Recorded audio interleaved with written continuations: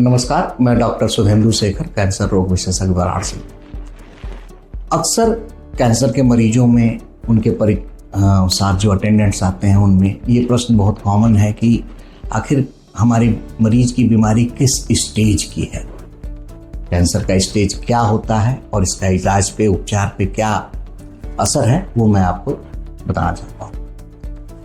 Cancer का stage ये बताता है कि कैंसर शरीर में कितना है, उसकी साइज क्या है, कहाँ कहाँ तक फैला हुआ है, क्या वो उसी अंग तक सीमित है जहाँ से वो पैदा हुआ हो।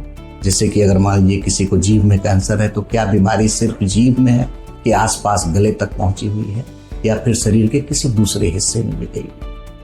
इसके अलावा कैंसर के विभिन्न प्रकार होते हैं। एक ही जगह का कैंसर हो सकता है कम खराब हो, ज़्यादा खराब हो, बहुत ज़्यादा खराब। इन सभी चीज़ों के आधार पर यह तय किया जाता है कि कैंसर का स्टेज क्या है। स्टेजिंग जानने के लिए सीटी स्कैन, एमआरआई और कभी कभार पेट स्कैन, इन जांचों की जरूरत होती है। आमतौर पे कैंसर को, सभी प्रकार के कैंसर्स को 4 स्टेज में बांटा जाता है।